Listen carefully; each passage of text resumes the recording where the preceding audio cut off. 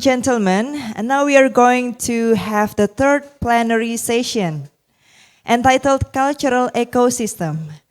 There will be 3 speakers on this session. They are Dr. LGH Lauren Becker from University of Amsterdam, Dr. Gregory Ioli from University of Western Australia, and Professor Nur Shirwan Effendi from Universitas Andalas. And now I would like to invite the moderator of our third plenary session, Dr. Maskota Delphi. How are you? Thank you very much. Okay, I'm fine. Thank you very much. Okay, so please take your time.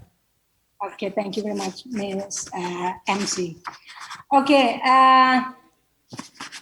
Om Swastiastu, Namo Buddhaya, salam kebajikan, salam sejahtera, salam sehat buat kita semua. Assalamualaikum warahmatullahi wabarakatuh. Good afternoon, ladies and gentlemen. Thank you very much for being online until this session. As we know, the time for this session is a difficult time to focus because it coincides with nap hours. So, as not to get sleepy, I think it's better to start with a pantun first. Dari Padang datang ke Sukabumi, singgah sebentar membeli batik. Batik kenari dikenal menjadi ciri khasnya. Karena sekarang masih suasana pandemi, kita bertemu secara online di kegiatan ikonik, mudah-mudahan tidak mengurangi maksud dan tujuannya.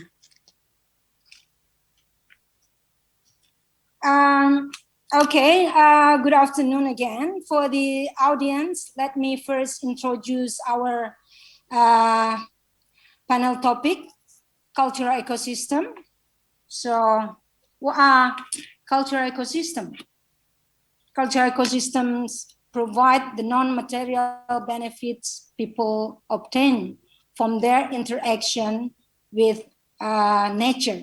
Respectable cultural ecosystem contribute to a sense of place, foster social cohesion, and are essential for human health and well-being. They include the interaction of work, recreation, aesthetic enjoyment, physical and mental benefits, and also spiritual experiences, while being able to acquire natural resources in a responsible way. So today, for this session, we have three speakers, one from Australia, Greg Aceyoli, and the second one from the Netherlands, Pak Laurens Becker, and the third one, Professor Nusirwan Effendi from Indonesia, from Andalas University. Okay, let me introduce the first speaker. So I will read really short by a note because we have limited time. So the first speaker is Associate Professor Laurens Becker, currently Senior Lecturer attached to the Department of Anthropology at the Amsterdam University. Prior to this, Professor Laurens was attached to the Department of Anthropology at Nijmegen University. He has written many papers on Mentawai and has made research in Africa and also in Philippines. Today's Associate Professor Laurens' presentation topic is Culture and COVID, reconsidering surf tourism as a development opportunity in the Mentawai Island. The second speaker is Dr. Greg Aceyoli, who is currently a highly regarded senior honorary research fellow at the University of Western Australia. In these earlier days, he was an associate professor at National University Singapore in Singapore. He wrote many academic papers on Central Sulawesi and Borneo. Today, his presentation topic is enactment and transaction in festival performance, contestations over representing adat in Central Sulawesi festivals. Our third speaker is Professor Nusirwan Effendi, currently associated with the Anthropology Department of Faculty of Social and Political Sciences at Andalas University. So prior to this position, he was the Dean of the Faculty of Social and Political Science at Andalas University, the previous Dean. And Professor Nusirwan has written many papers on Sumatra. Today, his presentation is the production of cultural elements, trust in the exchange economic, I repeat, today his presentation is the production of cultural elements, trust in the exchange ecosystem during the COVID-19 pandemic in Indonesia, case of Padang City, West Sumatra. So before we give a chance to the speakers regarding the rules to the session, each speaker will deliver their presentation first, and for the last 20 minutes, there will be a key and answer session. For participants, please write the question in the chat box, or you can also raise your hands up with your name and also your institution, please. Okay, let's give the floor to the first speaker. We invite Bapak Lawrence Bakker to deliver his presentation. Pak Lawrence Bakker's times and screen is yours.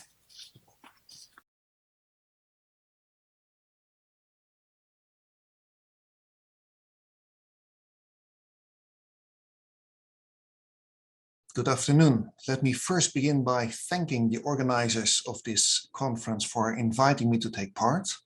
My name is Lawrence Bakker. I work with the Department of Anthropology of the University of Amsterdam in the Netherlands. I will speak about the role of culture and COVID in considering surf tourism as it is developing and has been developing in the Mentawai Islands in West Sumatra in Indonesia. And I'll be speaking specifically about these islands because, well, they are first of all quite well known for surfing. And second, because I believe that COVID has had quite some influence in how surfing is taking place there at present. So to briefly start off, I do believe that most of the people in the audience will know where the Mentawai Islands are and why they are famous. Strictly speaking, the element that comes to the fore here is that the Mentawai are world famous for having some of the best wave breaks that exist on the planet. There are few places that have waves as Mentawai has. Firstly, because they are quite consistent. Secondly, because they are very large. I have to say I am not a surfer myself, but friends of mine who are literally told me that they fell in love with the waves in Mentawai and that they are wonderful, beautiful, and that they are very worthwhile to visit. So it means that surfers from everywhere in the world flock to Mentawai to enjoy these waves. And as said, there's quite a few places where these waves can be enjoyed. You can see some of the various breaks on the map in the right hand of this slide. And as you can see, there are quite a few. So if waves are not so good in one place, it's quite possible to travel to one of the other breaks and enjoy the wave over there. There is one but that goes with this, and that is, of course, the number of tourists that can come to surf. Globally speaking, there are more surfers than there are breaks. And one of the things that is happening is that popular and easily accessible waves are getting more and more crowded, overcrowded, some claim. Mentawai so far has, in my understanding, not been victim to overcrowding. Two reasons for that. The first reason is that it is still relatively difficult to get there. The second reason is that Mentawai tourism has until fairly recently been marketed as special class, expensive, and as well limited edition, to put it that way. That means that most of the resorts on the Mentawai Islands ask prices of $100 and upwards per night.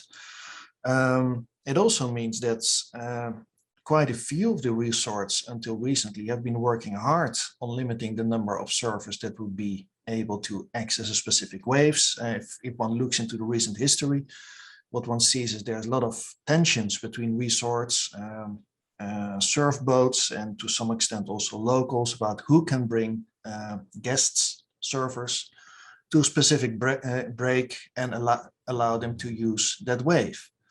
So the idea is that the number of tourists should be limited so that they can actually really enjoy the place and are willing to pay for that. And recently, the Mentawaian government has started facilitating that by introducing tourism management schemes and a specific tourism tax as well. And I think they actually may be onto something there, because if those waves are so wonderful, yeah, it would be kind of a pity if it would not be Mentawai that benefits from this. So, as said, there is a fair number of tourists that visit Mentawai. The surfing tourism contributes to the PAD in substantial numbers, but probably something that could be worked out better. And importantly, and as one sees, that's why I added those numbers, the number of tourists, specifically surfers also visiting Mentawai, is increasing steadily, both foreign tourists and national tourists. And the numbers I could find for 2002 showed a tremendous rise, which apparently is due to national tourists, but it also shows a tremendous drop here in March due to the COVID beginning and anti-COVID measures starting to take place. Now, when those tourists come to Mentawai, this is also something that is important to keep into mind. They will need to stay somewhere. And I mentioned the resorts. What you see here is an overview of resorts available in the Mentawai Islands. It may be the case that there are actually more places to spend the nights. It may be that not all of them were actually listed in this overview. But there are a number of relatively expensive resorts. There are various local, Penginapan, more simpler places run by local Mentawaians, which are starting up. But importantly, there's also a number of surf boats, as you see over here. And those are literally boats. They pick up their customers usually in Padang, travel over to Mentawai, anchor near the surf breaks, have their guests enjoying the breaks, and literally they do not have to come ashore in Mentawai. So this is another type of business which is actually largely offshore and whose customers may actually not ever get into the mainland of Mentawai simply because they are there for the waves and stay on the water. So those are the businesses, if you like, that are involved in surf tourism and that profit from this business. And it may be important to point out here that a large number of these businesses are foreign run and foreign owned, possibly with Indonesian and Mentawaian partners, but the number of Mentawaian businesses is still very, very limited. So you can imagine what happens if these surfers, these tourists suddenly drop away. Does it have an impact on Mentawaian culture? And my first impression of this is that it hasn't. And I have to add here that obviously I've also not been in Mentawai for a long time. I've spoken to friends of mine in Mentawai, either via telephone or via WhatsApp, and they keep me a bit informed as to what's going on there. But generally speaking, surfing is not a part of Mentawaian culture. It is developing, though, into something that is popular among youngsters, teenagers, the generation that grew up with surf tourists along the coast, as it is in Nias, for instance, or in Bali. But for many Mentawaians, it doesn't mean very much. It only does so in certain coastal communities. It also means that it's important to take into account the ecological aspect that surfing might entail, this notion that surfing could be damaging which generally is not the case, and it's not being perceived as such. But people do point out that, hey, hold on, we've got these surfers, all these surf resorts that use Mentawai land, that is land on Mentawai, which may or may not be claimed as customary land by some of the clans over there. And as such, there is that notion, not so much for the surfers themselves, but for the resorts and the way in which they operate in Mentawai. So that raises two questions. Who is profiting from, benefiting from this Mentawai surf tourism? And how much is it in the way of the Mentawaian population at large? And to start with the latter, I do not believe that Mentawaians at large dislike surfing. There may be those who feel that they are being disadvantaged by it, for instance, because their land is part of resorts. But generally speaking, many of the Mentawaians I spoke to say, yeah, surfing, yeah, that's along the coast. So that should be interesting for people who want to go there. But we don't live there, so it's not really our problem. Many Mentawaians expressed the hope, though, that they, as a Kabupaten, would see more benefit from this tourism taking place. On the whole, there seems to exist a bit of a notion that there is profit being made, but that it does not so much benefit general purposes for the population at large.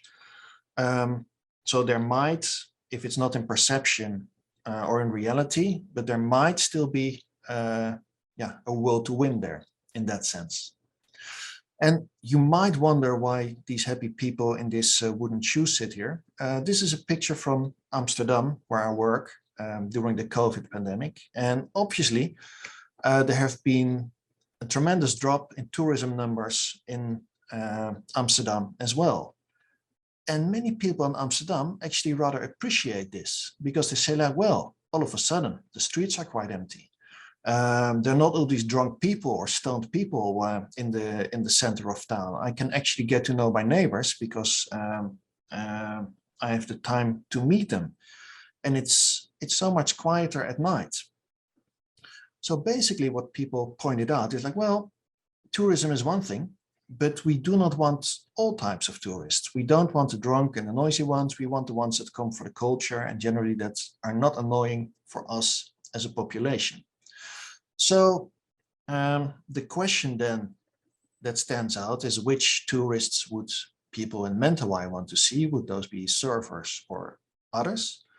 And again, a question that also pertains to Amsterdam: if there is so much tourism, who benefits? Who are the people that gain the income? In Amsterdam, quite often, it's not the people who live in the city center who bear the brunt of the presence of all the tourists. How does that work out for the people living around the resorts in the Mentawai Islands? So, in terms of culture, I believe surfing, as I mentioned, is not so much a part of Mentawaian culture per se, but one thing that tourism does and has been doing for quite some time is boost, if you like, Mentawaian confidence or Mentawaian pride. In the 70s and 80s, a cultural tourism aimed at the traditional culture of Mentawai started to develop. And this was in a time when many of the groups living in the interior, specifically of the island of Siberut, were often being considered as primitive, uncivilized, behind in more official discourse. But the fact that tourists came there and wanted to see those shamans and wanted to get an understanding of how people managed to live in the middle of the forest and made a living out of that, also showed that there was an interest and some admiration possibly for Mentawaian culture among those foreign people. So whereas on the one hand, there would be pressure exerted on Mentawaians from outside to change, there would be another impact from outside, from Mentawaians saying, ooh, look, this is interesting what you're doing. And I believe that that worked for Mentawaian or Mentawai as an area in two ways. Basically, to bring to forth this notion of what might be Mentawaian culture and how that may or may not survive, what is important in it, what is not. That's a bit of an interior debate, which I will not go into so much here. But since Mentawai has become a kabupaten in itself, it also brings to the fore the question is, well, how much of Mentawai is run by Mentawaians and serves Mentawaian influence, and how much is aimed at the outside of Mentawai and perhaps benefits interests that sit outside of the Mentawai Islands. So in that sense, what benefits Mentawai in a cultural, but also in an economic sense, and a political one, is being raised to the fore, in my opinion, by this disappearance of tourists and their likely return in the not too far off future. Of course, one can also wonder, what is the resilience of surf culture in this? But I don't think that is really an issue. As I said, there are more surfers, globally speaking, than there are interesting waves. That means that it's more than likely that those people who enjoy surfing will return to Mentawai because the waves are so special. And indeed, there is this notion of surf culture as being something independent, not appreciating rules, like sometimes to hippie culture. But having said all that, the introduction of the surf tax that took place a couple of years ago was taken very easily by visiting surfers. And many actually appreciate this idea that there's money that definitely goes to Mentawai. So I don't think that either COVID or the increased control, if you like, that government has put on surfers so far has impacted the interest of surfers to come to Mentawai in any problematic way. So my guess is that on the whole, daily affairs in the surf industry, once it picks up again, will not be impacted by either of these. The important thing, of course, is now that this is going on and that surfers are not present and that jobs in the industry are also under pressure. How much of an impact does that have on livelihoods in Mentawai?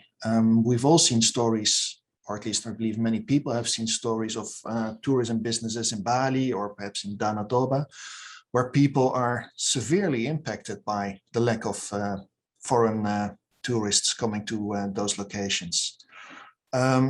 Fortunately, I believe the situation in Mentawai is not to that extent depending on tourism. Most Mentawaians still have a ladang or a field or a sago palms, or they may have other members of the family who have an income in certain ways. And that means that luckily, I believe, livelihoods in Mentawai are still quite diversified, which means that it's not like Bali, so heavily impacted by the lack of the arrival of foreign tourists. Perhaps one thing to mention here as well, it's not my idea, it's what a Mentawai friend of mine told me. He said, like, well, you know, we've had disasters here more often. We've had big earthquakes, we've had tsunamis. We as people in Mentawai are challenged more often. And this lack of tourists is just one other form of that, as is COVID. So what he says is, well, we are used to dealing with just things happening, and we can do that. If the threat here is a lack of income through surfing, well, then we find a livelihood elsewhere, through the crops we grow, through the sago we plant. On the whole, of course, it means a drop in income, both for individuals and for government. But it seems likely, I believe, that this will not form too much of a hindrance for people to continue their daily lives. Economically, of course, this is a different story.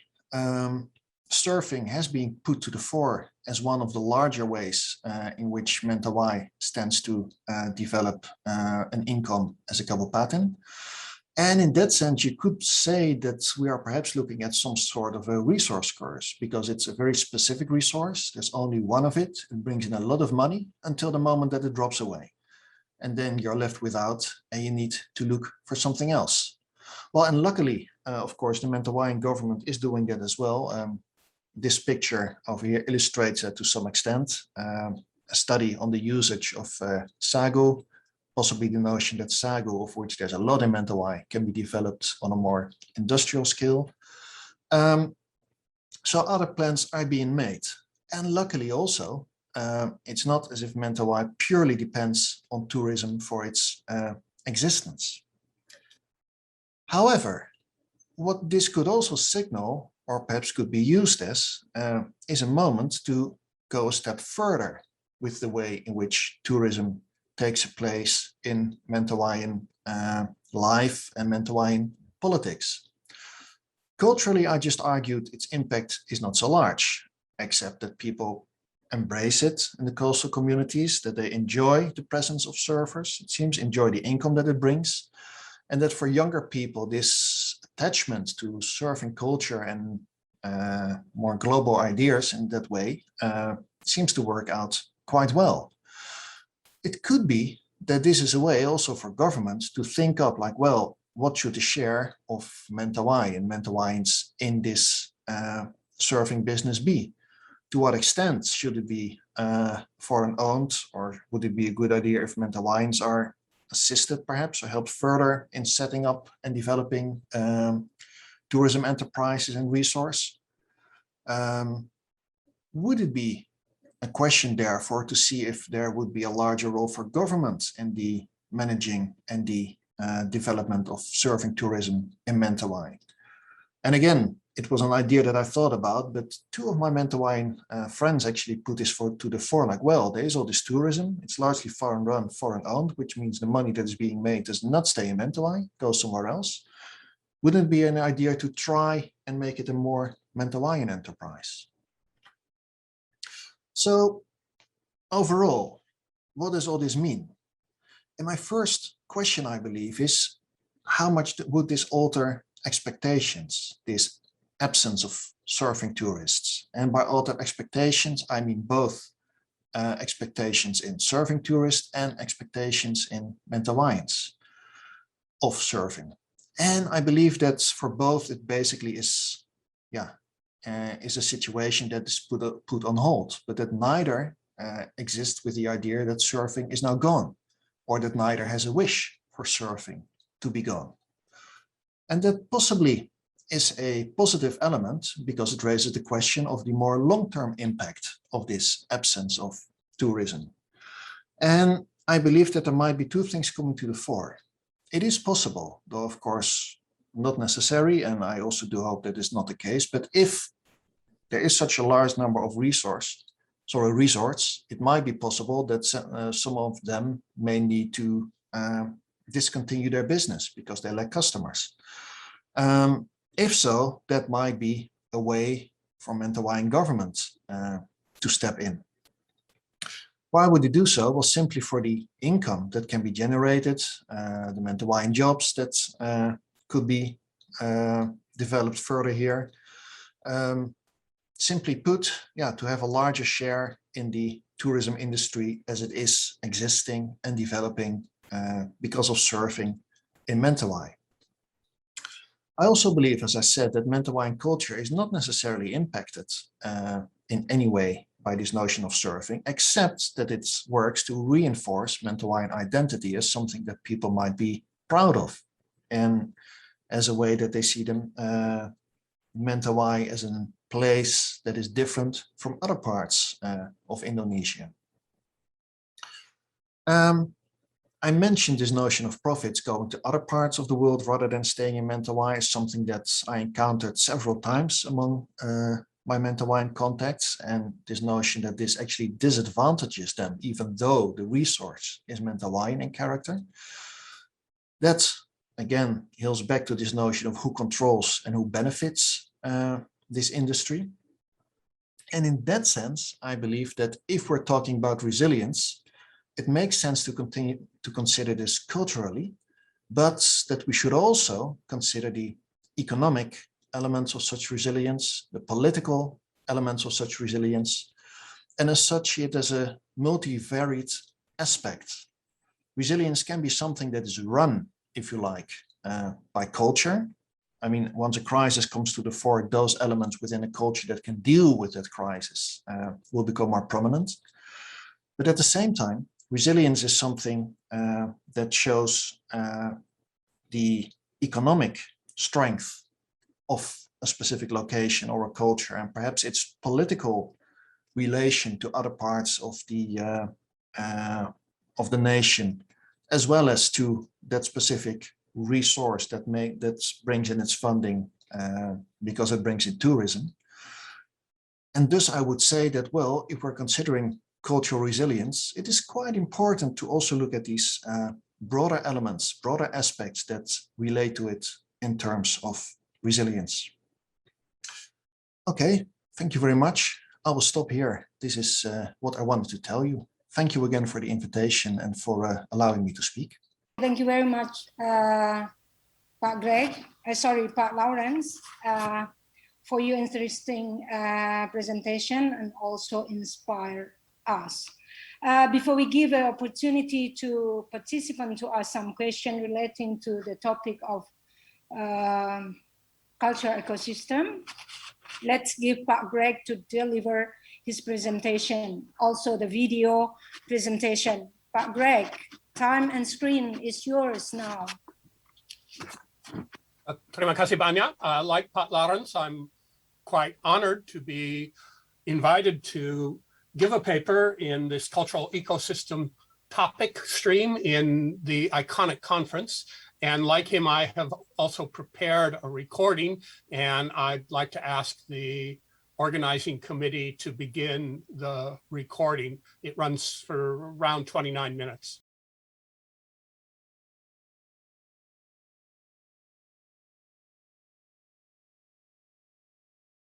Assalamualaikum warahmatullahi wabarakatuh. Salam sejahtera. Dan dalam era COVID-19, salam sehat.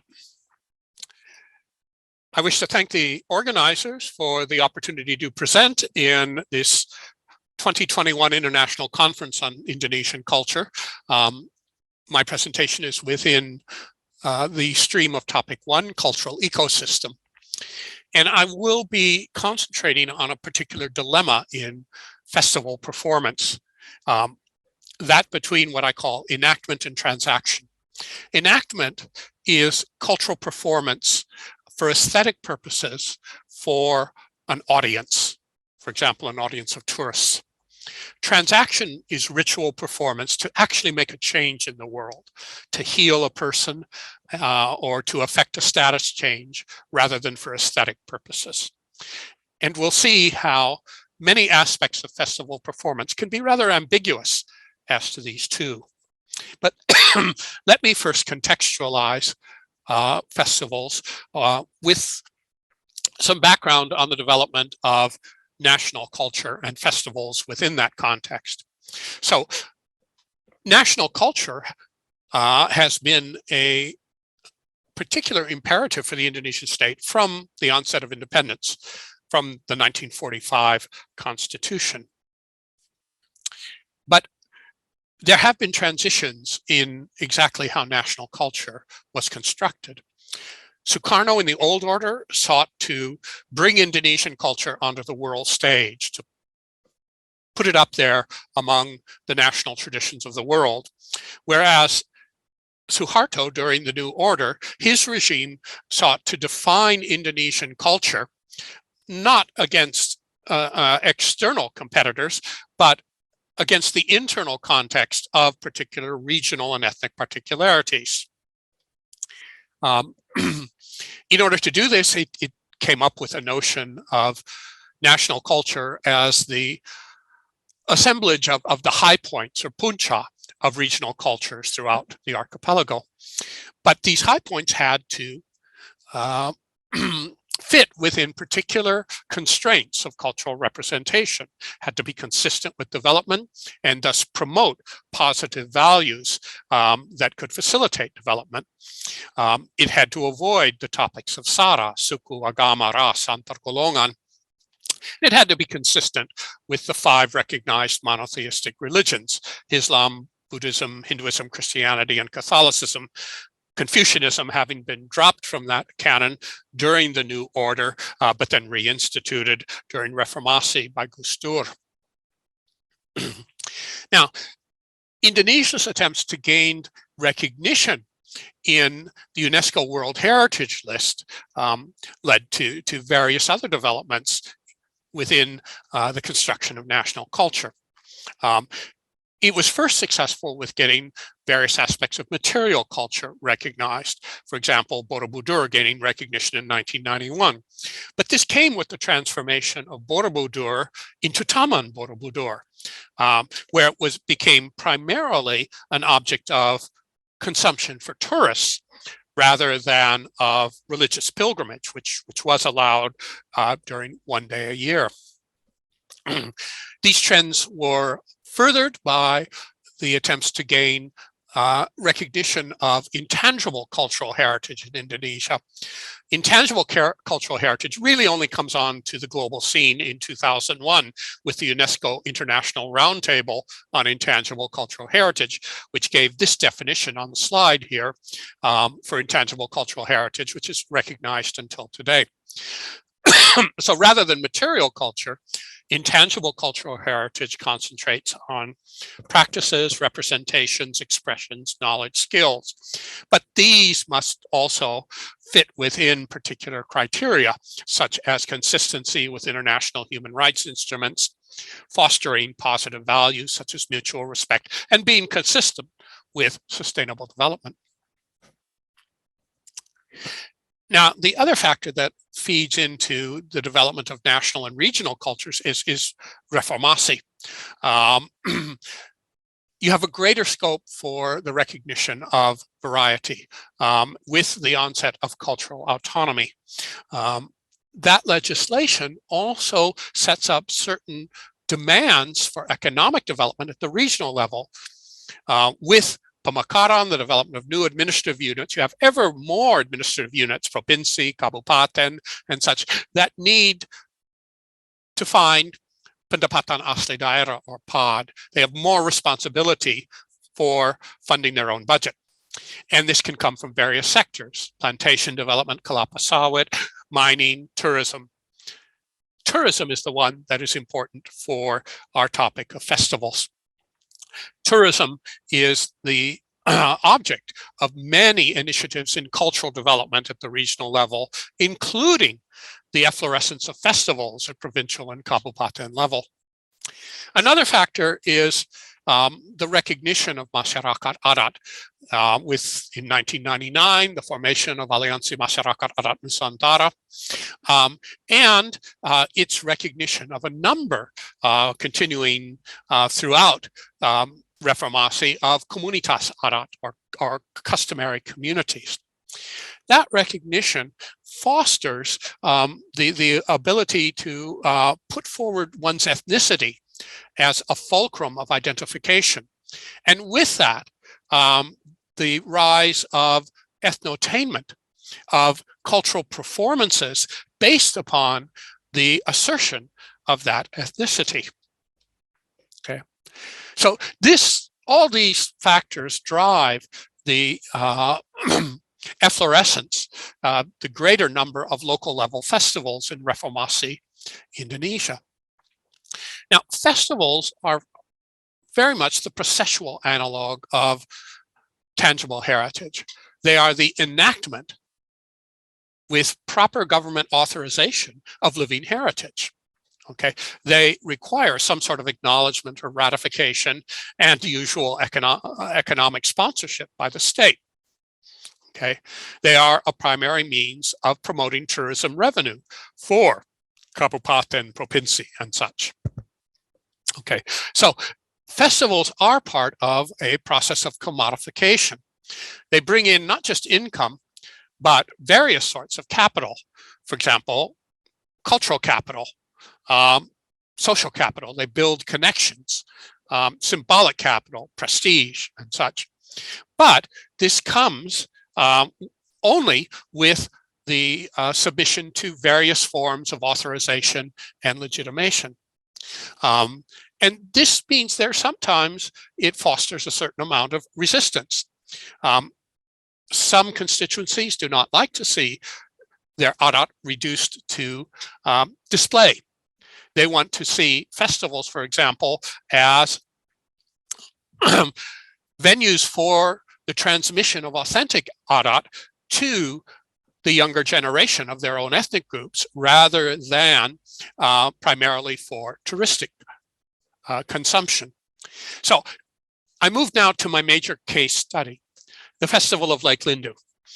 The Festival of Lake Lindu comes about as an initiative of Kabupaten Sigi, which was a new kabupaten, part of Pemekaran, that was formed in 2009.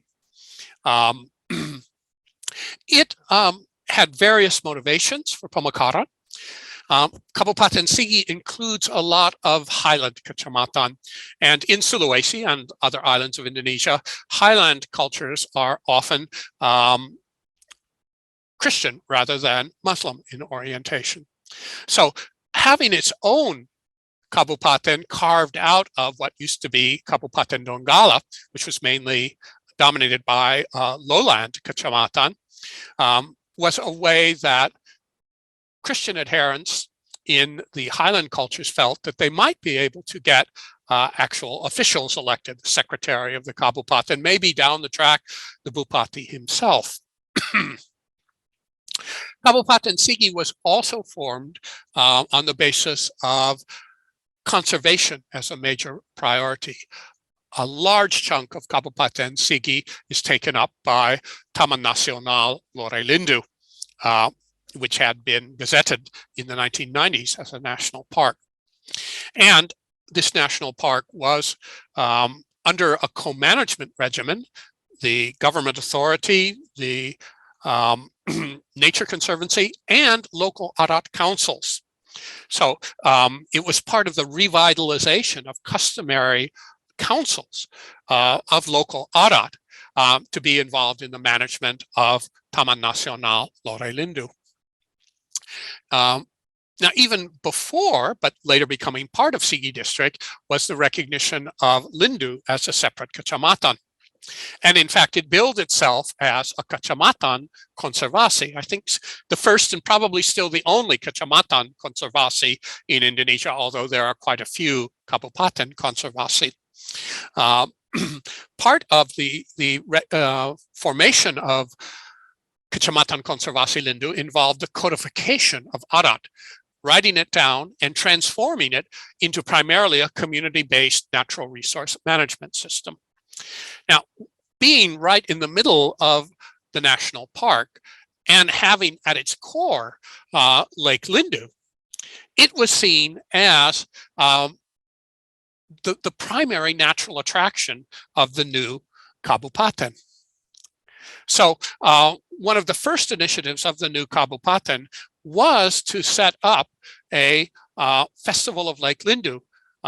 It was a kabupaten initiative and would have representatives taking part from all of the kecamatan of the new kabupaten.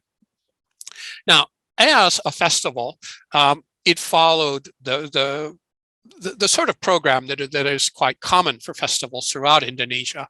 The spine of it is a number of performances or presentations, penampilan, in this case, representing by various groups from the kecamatan, various competitions, boat racing, tug of war, and such, and a beauty pageant to see the representative of which kecamatan who would be crowned as Putri Danau Lindu. Okay. The first festival, perhaps what people most remembered about that was that within the framework of adat, there was an incident of the Bupati of Sigi being fined by the governor. He got up before the governor had finished eating. And this was considered an example of talawampa, failing to wait until the Raja finished eating. Nobody is allowed to finish eating and move to another activity until the Raja has finished. And in this case, the Raja is interpreted as the governor. This was a case of nojampa, of tidak menghormati adat. Okay, and the governor, with the endorsement of the local adat council, fined the Bupati according to the Sampole. Now, the Sampole requires slaughtering a water buffalo. Okay, and this was to be done at the second festival. The second festival, 2010, its motto, where custom meets conservation, kind of set up the whole orientation of the Kabupaten. Once again, the governor on the first afternoon was the primary actor within it. And he arrived in the early afternoon, changed into Pakaian Adat, and then entered the festival area that had been erected the previous year, a stage with a concreted area surrounded by over a dozen koteks or cottages. And once he went through the gauntlet of the contestants for Putri Danalindu, then began all the sambutan.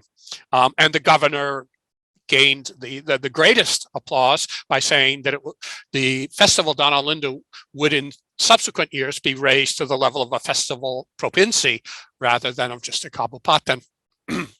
Then came the what was to be the adat payment of the fine. Okay, but first off, it had to be shortened from the demands of the protocol officers of the governor's entourage because of the time constraints.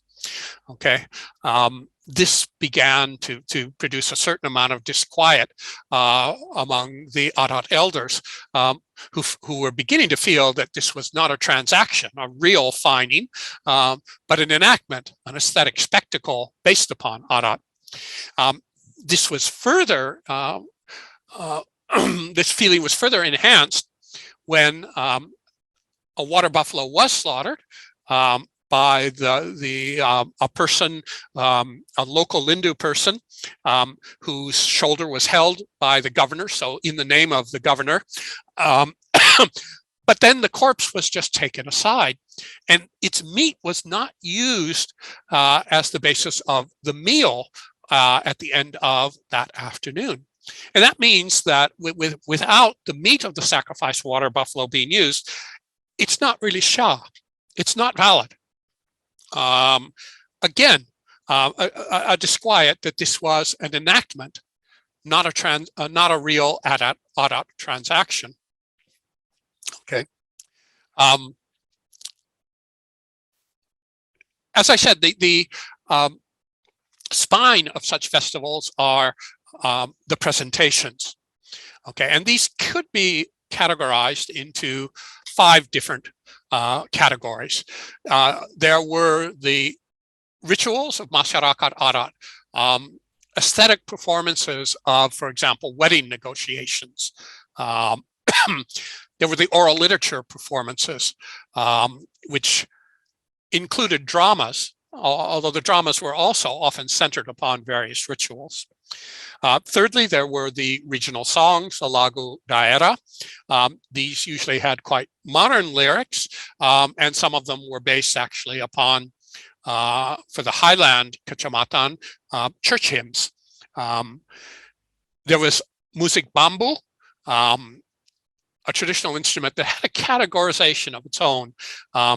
This is very much considered a highland tradition, but you know, one must acknowledge that it is a missionary-inspired sort of performance that began in Sangir Talaut and then was imported to Central Sulawesi. And finally, there were the created dances, the Tarian Kriasi. These were choreographed, often by lowland academics, and tended to be more generically Indonesian in costume and movement, rather than particularly keyed to local cultures of Central Sulawesi. The first 3 performances held on that afternoon, while the governor was still present, were one of the oral literature dramas from Sigi Biromaru, where the capital of the Kabupaten is located. Then there was a performance of a Mobalia Jinja, a curing ceremony that is based upon invocation of local spirits and spirit possession. And then there was the performance of another local ritual, the Arat Sintiu Keramat, a performance of offerings to bountiful harvest, for a bountiful harvest. Now, these were meant as aesthetic performances, not actual rituals. But the mobalia crossed the boundary, because the two female dancers were not just dancing. At one point, they became possessed. Okay. Now, they had to stop this performance. The two dancers had to be brought to the local puskesmas. They were obviously in a bad state. One of them didn't come out of possession until actually the next morning. This shocked especially many of the lowland participants. And to have actual possession was seen as something that was idolatrous, berhala. Some of the local elders felt that it only demonstrated the power of the Lindu spirit world. They said, you know, spirits do not recognize the difference between actual ritual and performances, so of course they're going to come. Okay, so the boundary of aesthetic enactment had been transgressed. What we had gotten with spirit possession was a ritual transaction with the spirit world. Okay, now the register moved then with very much moving back to the enactment governmental frame.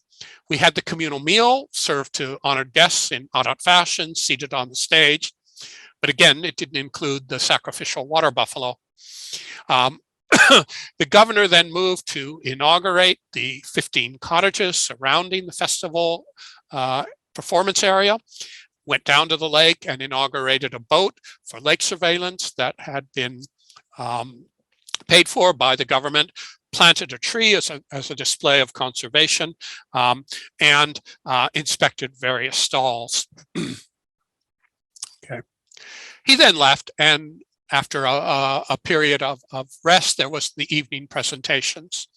I won't go through these in great detail. There was a bamboo band, a regional songs competition, an adat pemoa, the adat for setting up a marriage, which included a rego dance, and the first of the presentations of the contestants for Putri Dana Lindu, a Lagu Daerah, and a Tarian Kreasi. The Tarian Kreasi was actually performed by Tadulako University students, but it was billed as the contribution of the host Lindu people. The puncha of the whole festival was obviously the Lake Lindu Beauty Pageant, which occurred over the 3 nights. I've mentioned the introduction of the contestants in customary attire. The second night, they appeared in national costume, kabaya and kain, and in quite modest evening gowns on the 3rd evening. They also were going to have a fashion shoot on Bola Island in the middle of the lake, but adat elders intervened and said, you cannot just go straight there. You must have an elder to accompany you to protect you from the spirit of the island. Otherwise, the boat may be capsized. So again, a movement between enactment and transaction. Okay. The festival ended badly when the name of the wrong contestant was brought to the MC for and declared the winner. And the jury protested, and another contestant, actually the contestant from Lindu, Kecamatan, was then given the crown. This provoked a near riot from the people who had come from Kecamatan Dolo Selatan, from that of the first winner.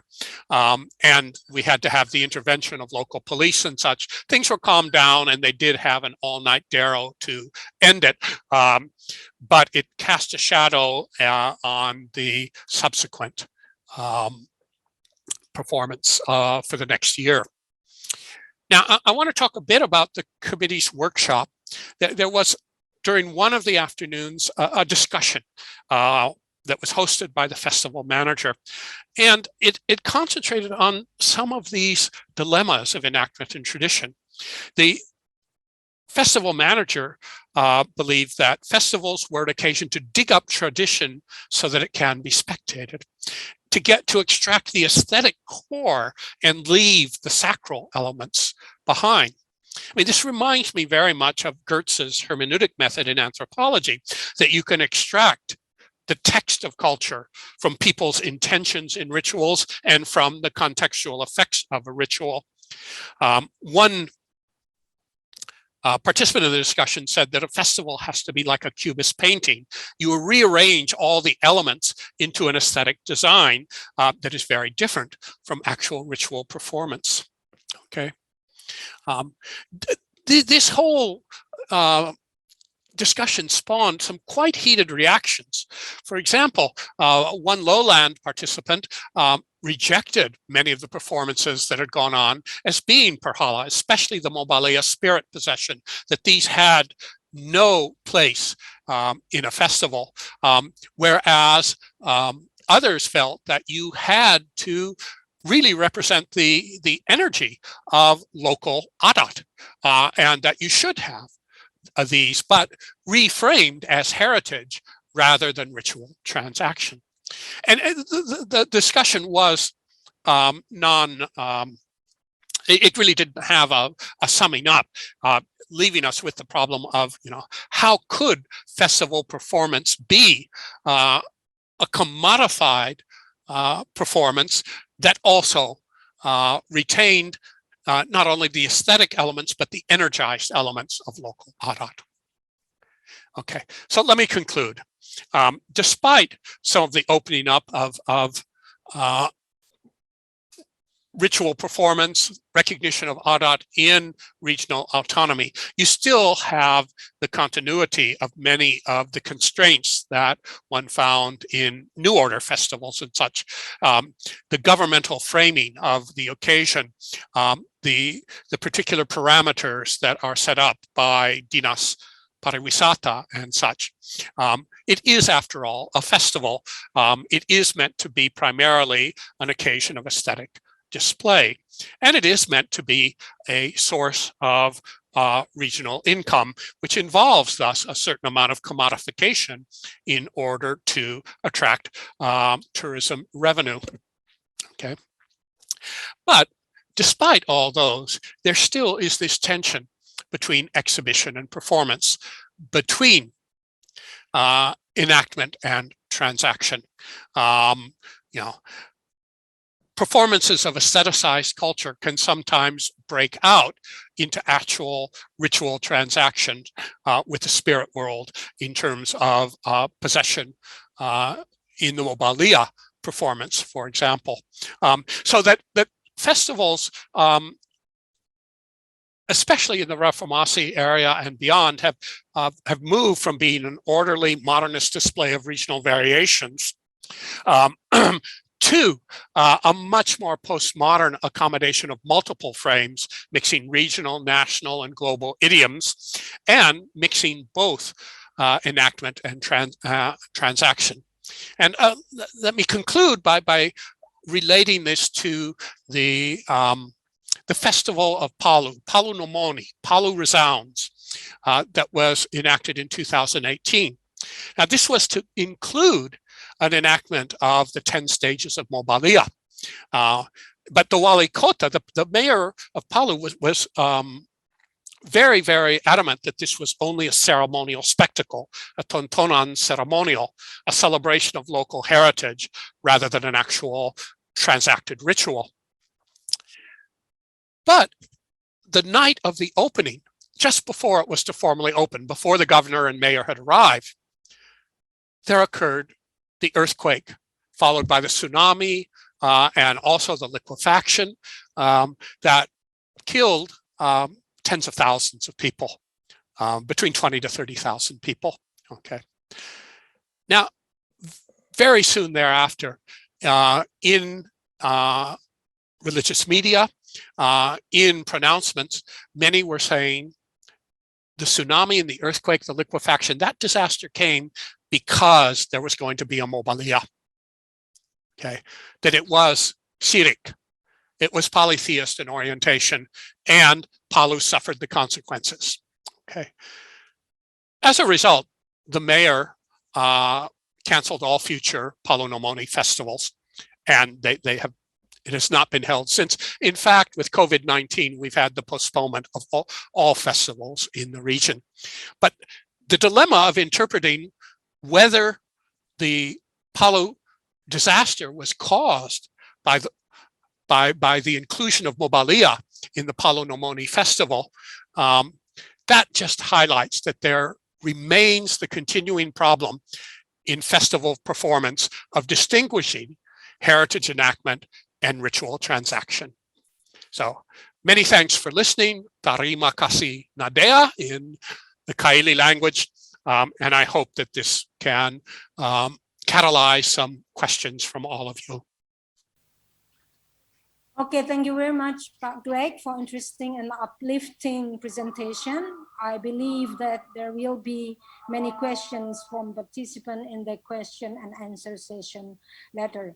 Now we invite Professor Nusirwan Effendi from Andalas University to deliver his presentation entitled Reproduction of Cultural Elements, Trust in the Exchange Ecosystem. We allocate 15 minutes for your presentation.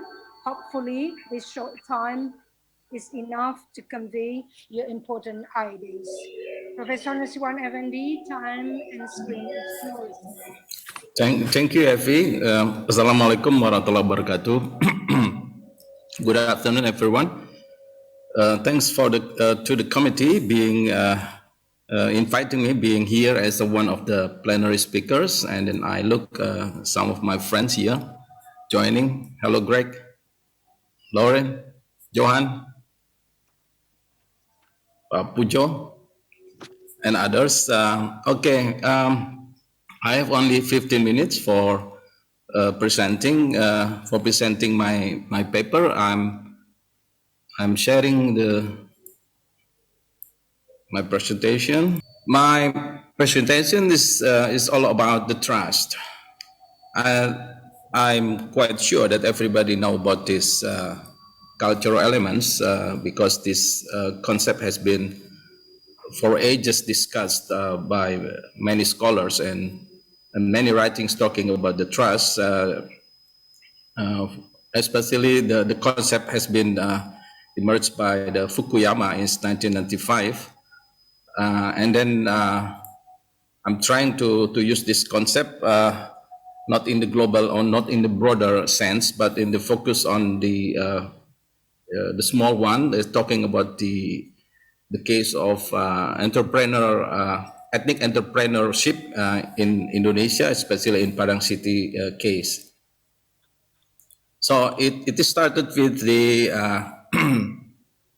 with the tremendous changes in economic and political and economic fabrics in Southeast Asian countries in 1990s, since 1990s, and it is also emphasized by Mario Ratten.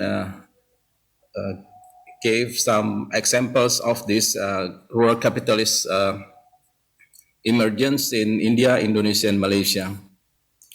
And the most important thing that because of this development is the borderlessness of urban and rural spaces in terms of entrepreneurship. So sociologically, there is no border between urban and rural areas. Therefore, people can back and forth from rural to the urban areas doing entrepreneurship. So I look at the emergence of urban entrepreneurship in the form of small middle-scale enterprises. And as we know that urban migrants involved with entrepreneurial activities so far based on ethnic identities because they name and behave based on ethnic tenets. It is also related to what Waldinger in 1990s has been discussing about the urban entrepreneurships in the context of European countries. His ideas is about the ethnic entrepreneurships can be also related to other countries in the world as a part of development of urban migrants because of the need of self-employment in the city. And for Indonesia, based on my research in 2001 and also continued in 2008, it's about the ethnic entrepreneurships in 3 Sumatran cities.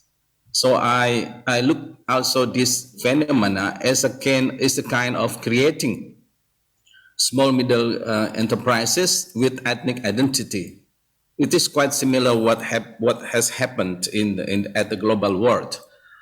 The phenomena of ethnic entrepreneurs.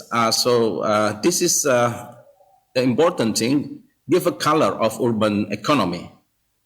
I cannot give the whole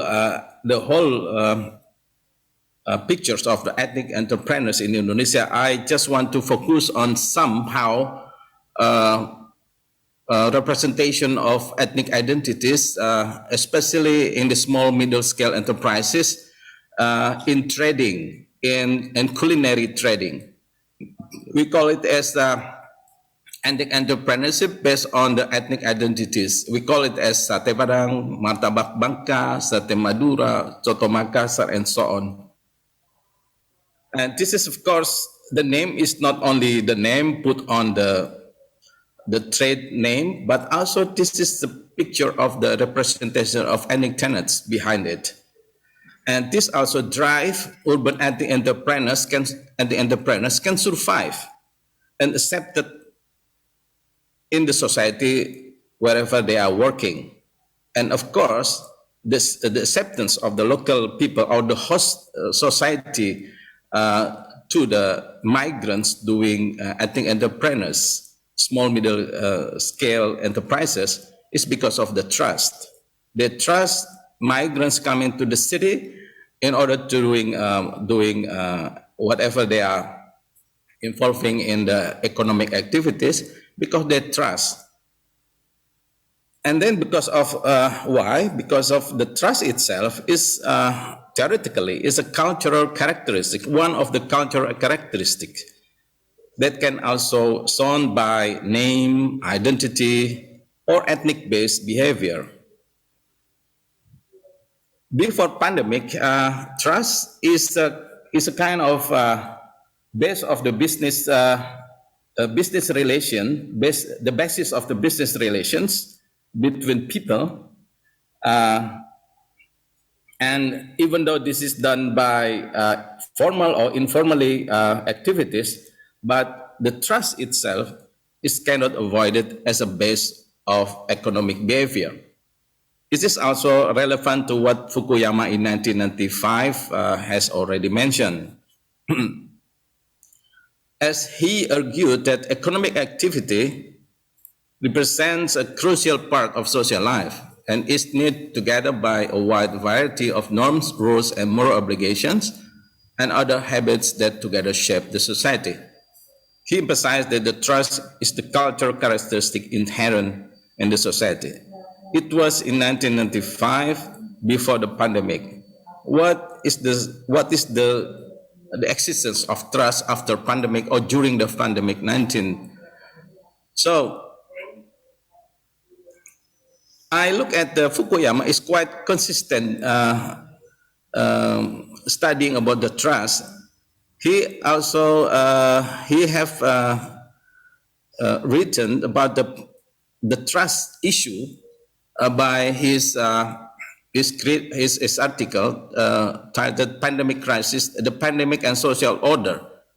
The trust in the context of pandemic 19, according to him, is still the key success for countries dealing with the pandemic because of the creation of the trust citizen, not the trusted part of individual belongings, but this is a part of the trust has expanded to everybody in the context of the citizen, and then create the name is the trust citizen. And because of the trust citizen are related to the leaders who have decided any kind of policy that can get together how to face with the pandemic 19. So it means that the position of trust lays on political decision dealing with the pandemic by the government. So in the pandemic-19 drive society to reproduce the trust in different way of behavior. So in this sense, because of the trust has been expanded from individual or element cultural characteristic to the broader context, in this sense is the creation of the trust citizen. It means that the trust itself has reproduced into a different way of behavior.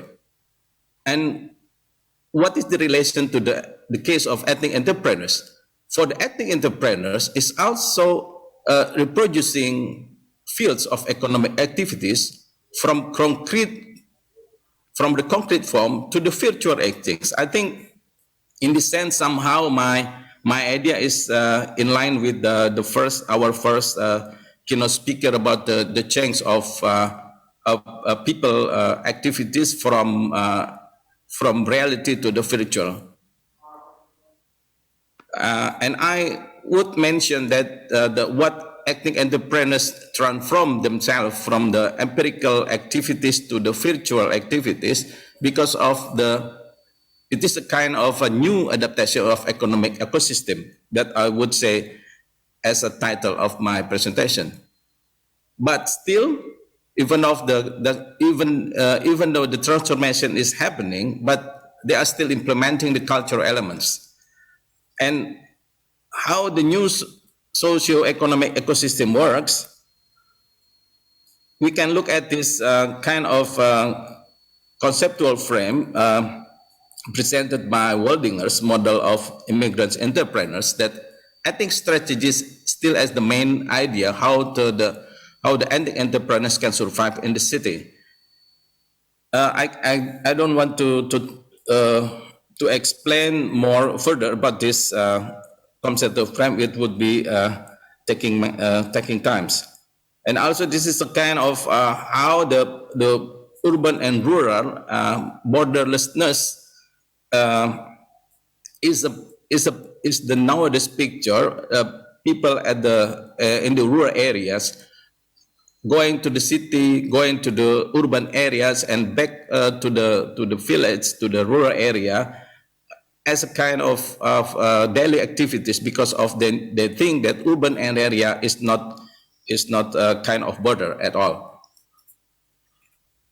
This is the place where my study location, and this is how the connection between any entrepreneurs, not only in the border of nation, is also out of border of the nation, because of the West Sumatra and the East Sumatra is also close to the two countries, to the developed countries, Singapore and Malaysia. And then I just want to figure you out about the exchange of the ethnic entrepreneurs. Let's say this is the before pandemic-19. Before pandemic-19, economic activities of ethnic entrepreneurs are done directly in the public space. Their existence is able to observe from name, address, persons, interaction, languages, and so on. So in this sense, the understanding of the economic actors create the trust in exchange because of they are making direct interaction to each other between traders and buyers. And also talking about the actor of ethnic entrepreneurs, buyers both are able to interact to each other, and then the buyers know what traders doing and respond in exchange according to them, among them, and this is of course can be done quite easy. And also trust in exchange can be indicated by name and things attaching its name. For example, this is the Bandung name as at the board of this small middle scale enterprises. And everybody can indicate actors, behaviors, and the way of ethnic life of ethnic entrepreneurs directly. And then how about the situation during pandemic-19? we already know that outbreak pandemic 19 since the beginning in 2000 and still undergoing up to present, but we don't know when it will come to an end. So I just want to give at glance how the pandemic, everybody, I think everybody knows about this. And then how about the exchange among ethnic entrepreneurs during pandemic 19? This is what I call they are facing with, or they are undergoing a transformation process. So what is the transformation means in this sense is challenges, or the process is fairly challenging because it's quite open to be adapting with the new situation, and the face-to-face interaction and direct interaction is also challenging. So what is the solution of that? They transform themselves doing business by virtual strategy. Virtual and online communication become tremendous and highly significant nowadays. No one is independent to the impact of the communication technology. In this sense, the issue of new cultural ecosystem is relevant. Adaptation to survive is no longer seeking for physical technology, rather non-physical online connection. This is only some examples how the ethnic entrepreneurs, by giving branding name on offering many product in the sense the culinary, still using name of ethnic identity. For example, nasi goreng Jawa, empek-empek Palembang, lontong Medan, and many things, many others we can find out in platform, digital platform, commercial transaction. This is what I call is the clear transformation of ethnic entrepreneurs previously doing business direct interaction with buyers, and now they are using communication technology to offer their products. And this is, of course, the situation that has been happen as the new culture ecosystem that I would like to to quote from one scholar about this cultural ecosystem as an alternative perspective. This is the picture. Then I don't want to talk about this in detail. And also, what is the new ecosystem due to pandemic in the global, in the broader understanding, is the issue of the socio-economic disruption. This is what I quoted from one source talking about the new ecosystem as a part of socio-economic disruption. So you can observe this figure in order to understand that the situation now is very, very changing. And what is the question of the trust? So by doing entrepreneur behavior through online media, cultural elements of the trust is reduced into forms of pictures, branding, image, and whatnot, many things. No person's discourses and interaction is obvious, rather than behind the line, behind the picture, behind the connection, online connection. So the reproduction of the trust is becoming challenging. So in this sense, study on the trust in pandemic-19 context needs some new variables to explore how the trust works. As a matter of fact, it is important to maintain cultural elements, that is, the trust exists in the society. So this is only one picture of how the trust works. Actually, through the because of the trust can be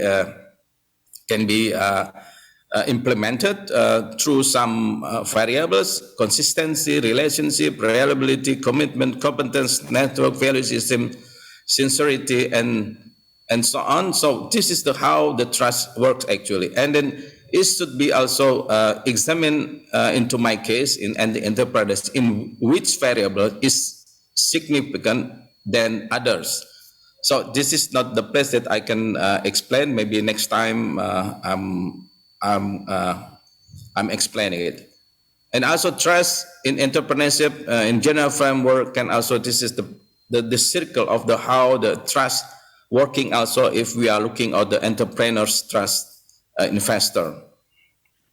And also talking about the entrepreneur ecosystem, this is also picture how the trust works during the pandemic and how the trust can be also still the significant part of the cultural element characteristics. So as a conclusion, I would say that the trust as an inherent cultural elements is challenged due to its understanding and existence during the pandemic 19. The trust is understood by means of interaction, discourse, idea of exchange, and trustworthy persons. Economic capital is no longer able to create exchange in the normal pattern, but instead turns into virtual action patterns. To build economic exchange, a cultural element is needed, namely trust. This element is still inherent in social capital. The modern online exchange platform has become a new ecosystem in realizing the cultural elements of society in the midst of the pandemics is the trust. I think that's all that I can present in this time. Thank you very much for your attention. Back to the convener. Thank you very much. Okay, thank you very much, Professor Nusirwan Effendi, for your interesting presentation. And now, thank you very much for the three great speakers that we have for this session, for their ideas. Please give a big, big round of applause for the our speaker for this session. Okay, now let's go to the question and answer session. But I think we have some brilliant question and also some brilliant answer from the speaker. I think, how do you think, Pak Greg? Do you want to answer the question as well from Mas Lono? Because here I have already seen some answer that you put in the chat box, yeah? Okay, this one from Mas Lono. I think you have already answered. Hello, Mas Lono. Yeah, okay, and then also from, okay, we start from Mas Lono first. Okay, Mas Lono, question for Professor Greg. Is it necessary to separate the touristic besides events or festivals from the more inward-oriented and active events or upacara? How such a separation should be implemented digitally? And then Pak Greg already answered. I think in this area. All right. That is the. Could I just? Yeah, okay, Pak Greg. I think it is the, the delicate task of the festival manager to be able to put together a program that will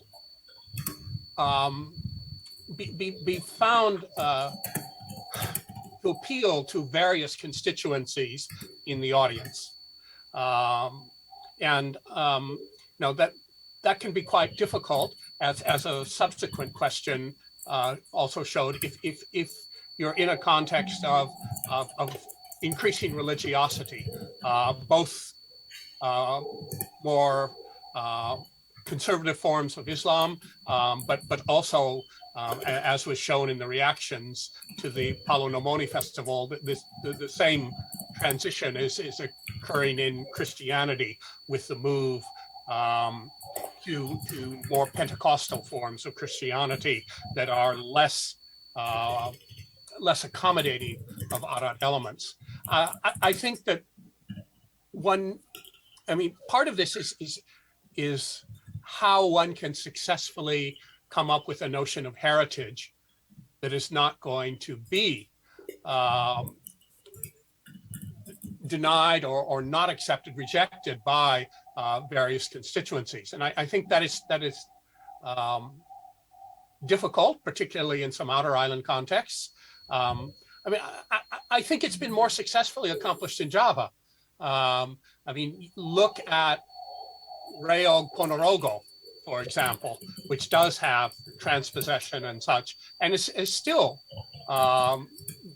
able to persist in the contemporary era. So it's not impossible, but it requires great delicacy on the part of the festival manager in how to frame the presentations and such. There are always going to be these, ambiguities between aesthetic enactment and actual ritual transaction. But I think in most contexts they can be managed. You're not going to get a tsunami and an earthquake and liquefaction happening at the onset of most festivals. That was a very unique occurrence in the Palu context. So I think that even in the digital era, that mixture of various registers of performance can be put forward, though, as questioners in previous panels have indicated, you don't get the multi-sensory impact on the digital platform, and that somewhat reduces what one of the workshop discussants was calling the energy of the performance. So I'll leave it at that to answer that question and a bit of a subsequent question. Okay, next, this is from Johan. What do the orang Kabupaten Sigi call themselves, Pak Greg? Yeah, as I've said, there's no one term for people in the Kabupaten. It's recognized as a multicultural context. So it is the ethnic labels of their own regions. Most of the people there are in highland areas, highland valleys or such. So, they are Orang Kulawi, Orang Bada, Orang Lindu and such. There's no one label for everybody in the Kabupaten. Okay. This is from Steve Mendel. Because we're running out of time, it's better to see it, to go to another question. This is from Steve Mendel. This to Lawrence, this question. Give my last brain call view on tourism view, but based on the presentation, it's difficult to find the other threat of tourism on Mentawai, since the locals seems have no suffer from the drop of tourism or so. May I presume the issues here is either the lack exploration on tourism market, or that to handle local market there is different. This is a question from Steve Mendel to Lawrence. Yeah, thank you, Mas Steve, and thank you, Dr. Delphi, to put the question through. I think it's an answer of a yes, but in the sense that indeed you could say that to some extent Mentawai has been fortunate that for many people the tourism itself is not an industry that's on which they depend for their income, given a couple, of course, who do work in resorts and who do work in tourism. But overall, of course, with the implementation of the surf tax, in which Mentawai is quite unique so far, it means that surfing and therefore tourism stands to become a major source of income for the regional revenue. And of course, that is much less visible for individual people, but it is something that will count towards the effects of COVID on the level of government finances available for all sorts of projects and issues. And in that sense, which is of course somewhat problematic, an element that comes with this is that given the drop in tourism, given the struggling that several of the resorts are facing now, this would also be an opportunity perhaps to consider, both for Mentawai government, but also for Mentawais themselves, what place they would like to give to tourism as an industry within their local economy and within their local culture. I'll leave it at that. Okay, thank you, Pak Greg. Okay, another question is from Yuyun Kusdianto. This question for Pak Greg. After COVID-19 pandemic is over, hopefully, do you think in the such a sacred ritual, which has been accused of being anti-Islamic values, will be continued, given the ever-growing of Islamization in most Indonesian region, or the destiny of the ritual will find the same fate with the Selamatan ritual in Java? The second one, you identify some specific power contestations among those who involved in the tension of ritual ceremony, particularly after the earthquake and tsunami in Palu. Terima kasih, Pak Greg. Yeah, I tried to address this to a certain extent in the previous answer as well. I think there's going to be regional variation in the degree to which audience members will accept particular sorts of performances as heritage, as opposed to seeing them as shirik or barhala and such. I think in certain regions that it will be very difficult to have such an acceptance. But I think as you know, the example of Reo Ponorogo that I mentioned, that you know, you can negotiate such performances and have them accepted in very many regions. I think in part it depends upon the sorts of education efforts that you can have to socialize people into the acceptance of notions of heritage. I think it would be difficult in Palu, given the disasters that have occurred. You know, particularly the 2018 combination of earthquake, tsunami, and liquefaction. When you get disasters of that magnitude, as we saw with the tsunami that hit Aceh on Boxing Day in 2004, 2005, you know, the memory of those stays for a long period. So I think, you know, that the efforts of the mayor at that time of Palu to promote heritage tourism, I don't think that will eventuate in Palu. I think, you know, the only possibility for Central Sulawesi to get tourism is not going to be through festivals and such, but to try and resuscitate nature tourism after the COVID-19 pandemic, not heritage-based tourism that depends upon festival performance.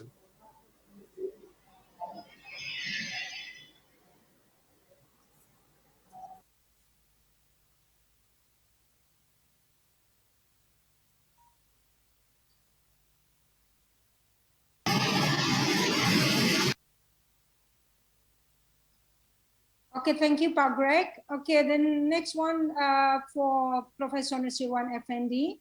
This is from Ahmad Bayu Aryawan from the Animal Science Master Program, Palu Oleo University, Kendari. I would ask my question to Professor Nusirwan Effendi, how to save ethnic digital in this era without its deviate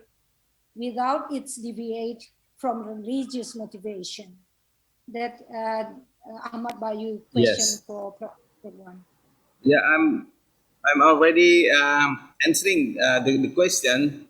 So Ahmad Bayu mentions about the ethnic digital. So for me, this is still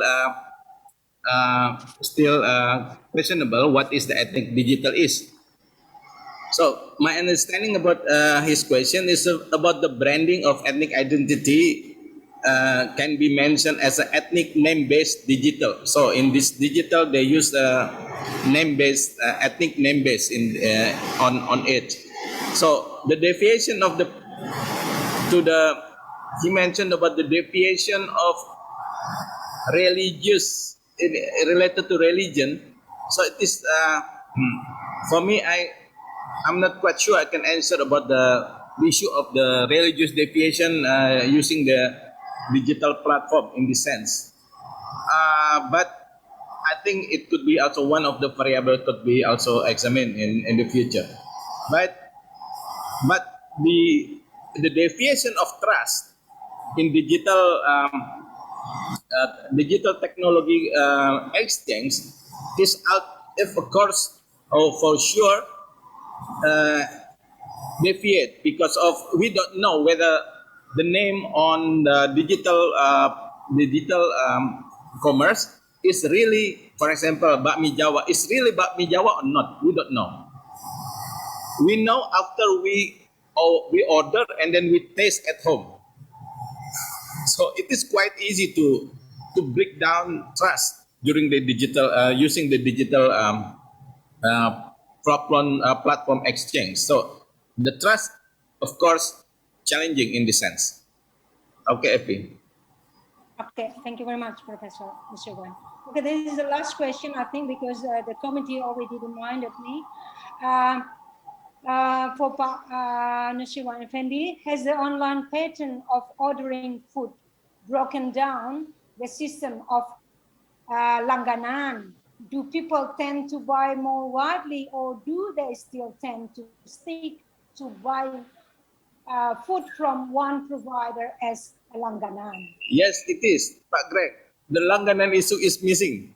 So we don't know who buy frequent buyer to the trader. So we don't know. Only the provider can collect who are frequently buying particular foods or not, and then they give, let's say, they give a bonus or anything, but the trader itself don't know who are buyer. The buyer, the frequent buyer or not, they don't know. So the langganan is broken down by the digital commerce. Yes. Okay, thank you very much. Hello, everybody.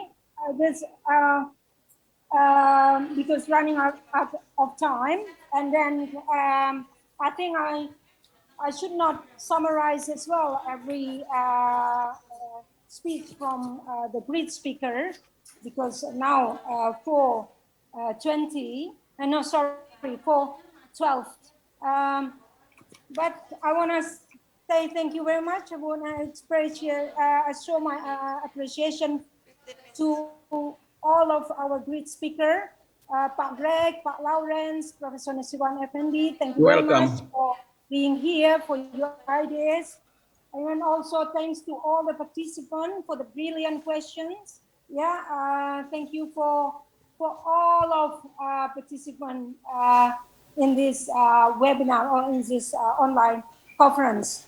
Not only for attending this online conference, but also for the brilliant question, for the brilliant ideas. This conference would be meaningless without participants. I will close this session, but before I give another pantun, I apologize for all my shortcomings while guiding this session. And then the time never enough for question and answer for every conference. Okay? Kalau ada jarum yang patah, jangan disimpan di dalam peti. Kalau ada cara-cara saya yang salah, saya mohon maaf sepenuh hati. Tidak ada gading yang tidak retak, tapi biarlah retakan menjadi hiasan bagi gading itu sendiri.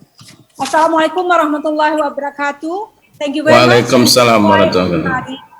I'll give the time back to the committee or to the master ceremony. All right, so I would like to repeat my appreciation, my high appreciation for your great pantun. It was really nice one. Therefore, yeah, I really cannot reply it. Yeah, yes, it's a nice one, and I would like to express my gratitude as well. I'm so thankful to have all the great presenters for the third plenary session. Dr. Lawrence Becker from University of Amsterdam, Dr. Gregory Akiayole from University of Western Australia, and Professor Nursyirwan Irwan Effendi. It was great presentation ranging from the surfing culture in Mentawai and also various performing arts experience ranging from the music performance to dance and also online pattern in ordering food. Great discussion too following, yeah. All right, ladies and gentlemen, now we are going to have a break for about 15 minutes. So please be back to the main room at 4:30 p.m. Western Indonesian time. So thank you and see you.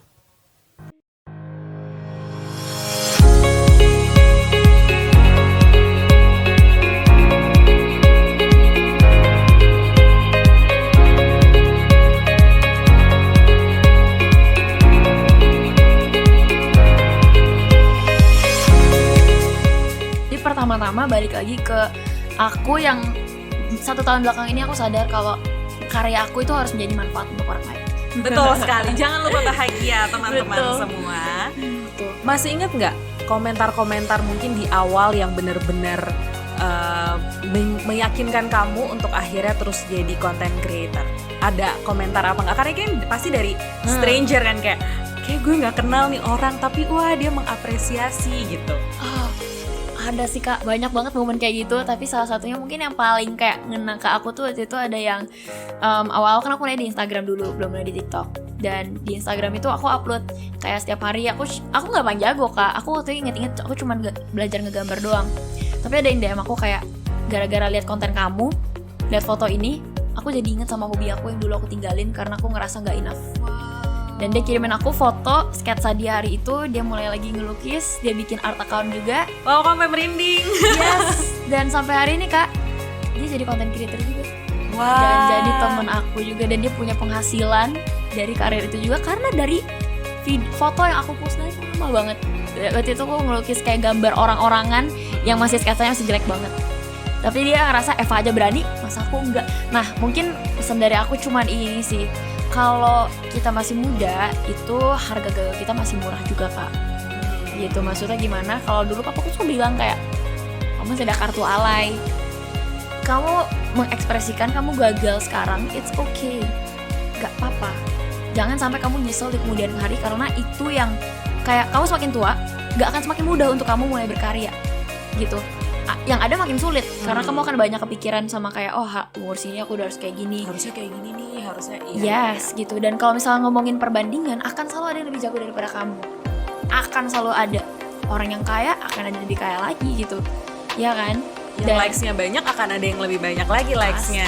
Angka itu nggak ada end-nya guys. Jadi kalau kan cuma ngejar views, ngejar likes, lama-lama juga kosong gitu Kak. Jadi fokus on diri kamu dan perkembangan kamu sendiri aja. Ibarat kalau kamu nyetir, kamu lihat kiri kanan terus pasti nabrak.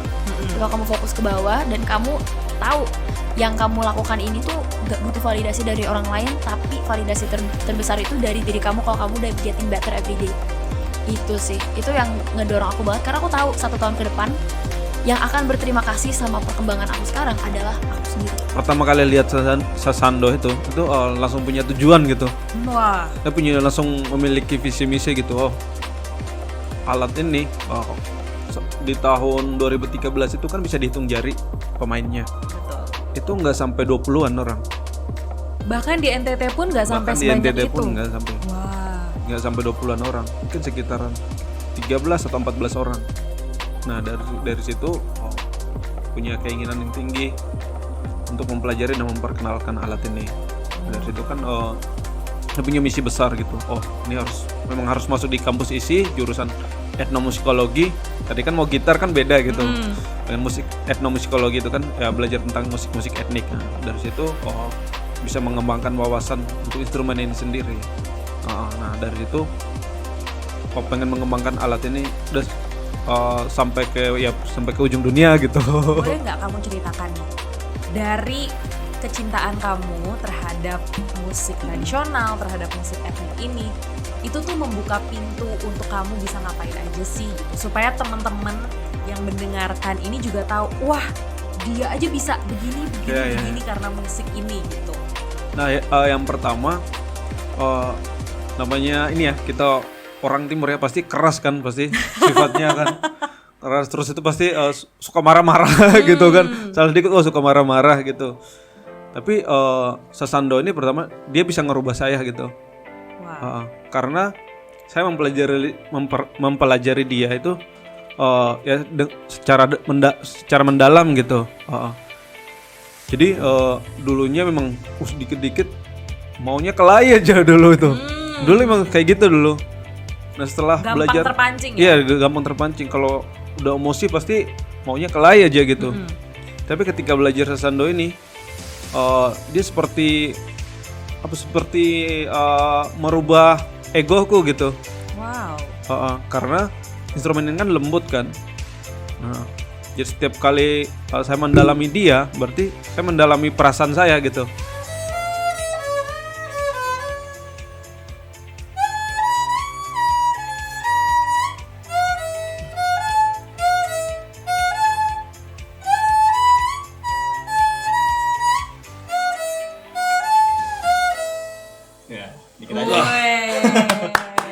Berapa lama bikinnya? Oh, Satu hari. Luar biasa memang. Satu hari. Nggak salah. Ini nih contohnya nih ya. Contoh konkret. Yang penting pede aja. Pede ya. aja. Pede aja. Nah, Pak Aziz kalau misalnya boleh membagikan tips atau pesan-pesan nih misalnya buat anak-anak muda yang mungkin ngerasa nggak pede nih kayaknya mau belajar tradisi Indonesia, gimana ya kayaknya mungkin kurang keren gitu, atau mungkin mereka ngerasa ini beneran nggak ya, jalan yang bener nggak ya gitu. Pesannya apa nih Pak dari yang udah makan asam garam perjalanan ini? Ketua banget saya. Udah asam garam lagi. Ya sebetulnya sih sederhana aja ya tadi yang dikatakan apa saya itu tadi, berani berbuat aja. Berani berbuat. Tapi ingat, jangan takut salah, jangan takut diomelin sama orang tua. Ya, berbuat aja, karena tanpa generasi muda itu orang tua nggak ada. Karena kalian itu kan jadi tua akan menjadi tua juga nantinya. Oh, betul. Mudah-mudahan generasi kalian yang nanti tua itu menjadi generasi unggul. Ya, berani berbuat, berani tanggung jawab, jangan kabur.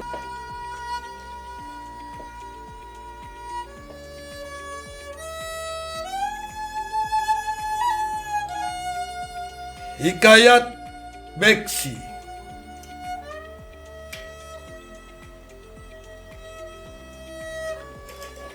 Haji Gojali.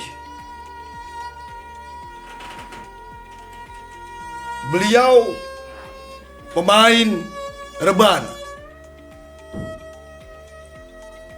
Terlahir dari buah tangan Haji Gatong. Beliau mantan kepala desa Petukangan. Beliau meninggal tahun 1963. Beliau jago silat, sering berkelana.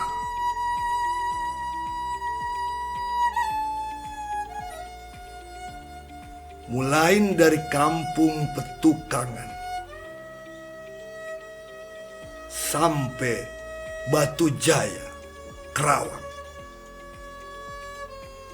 Beliau banyak melahirkan guru-guru besar silat Beksi. Mulai dari Haji Hasbullah, Kong Simin, Kong Nur, ampe Mandor Minggu. Mendebarkan jurus-jurus silat Beksi ke seantero Jakarta, Bogor, Tangerang, ampe Bekasi.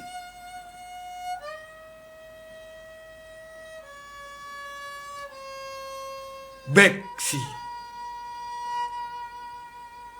berbaktilah engkau kepada sesama insan.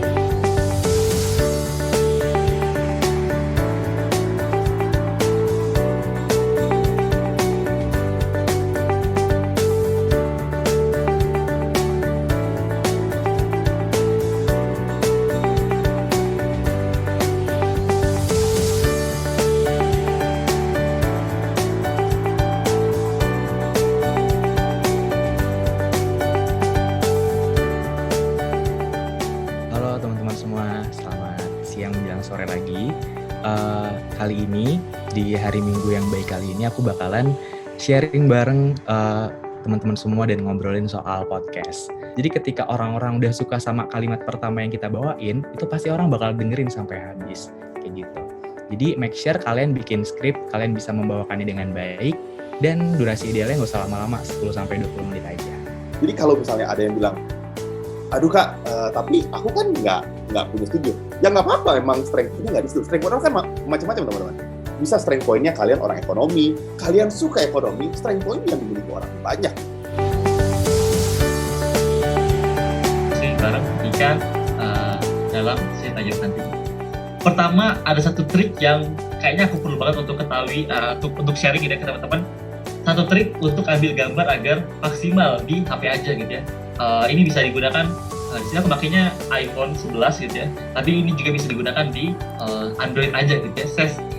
Triknya itu simple banget, adalah dengan kita tahan lama pada layar sampai muncul tulisan AF lock, ataupun biasanya tulisannya itu fokus dan exposure lock gitu.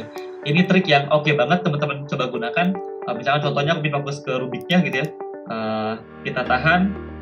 Nah jadi ini kalau teman-teman gerakin itu nggak bakal berubah, dari kecerahannya juga nggak bakal berubah dari fokusnya. Ini bisa banget trik yang menurut aku perlu banget untuk teman-teman yang menggunakan HP, fotografi, videografi itu ketahui gitu.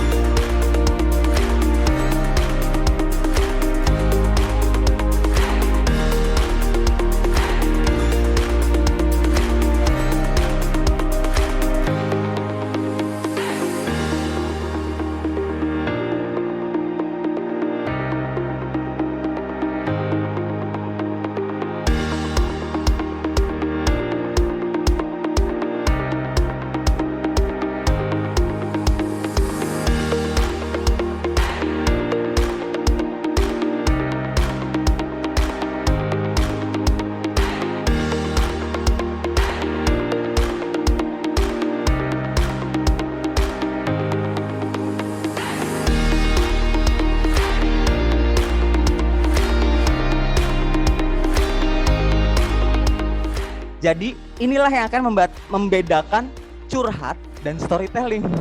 Oke.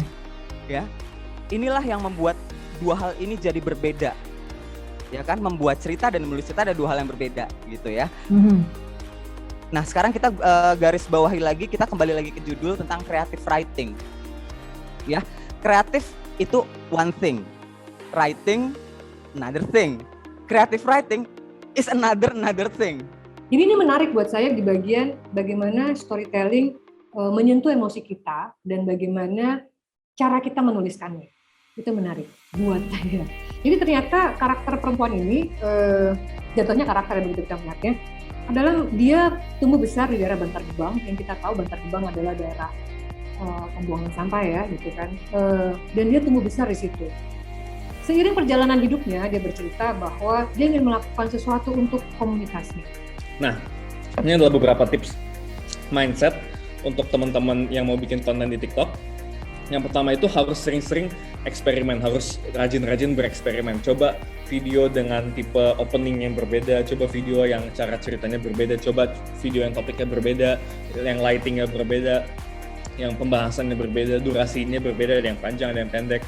Coba video dengan baju yang berbeda, dengan opening, intro, hook, atau clickbait yang berbeda, karena kita harus coba segala ide, segala konsep, dan segala topik supaya tahu mana yang works dan mana yang tidak gitu, mana yang bisa viral di TikTok, mana yang orang-orang tonton di TikTok, dan mana yang tidak. Ini kenapa memang harus bereksperimen di awal sih. Aku juga nggak langsung mulai dibikin konten edukasi bisnis dan marketing. Aku awalnya bikin konten jokes, bahkan bikin konten tentang anjing, tentang hewan peliharaan, tapi yang naik bahkan tentang si bisnis dan marketing. Jadi aku bahas tentang bisnis dan marketing sampai sekarang.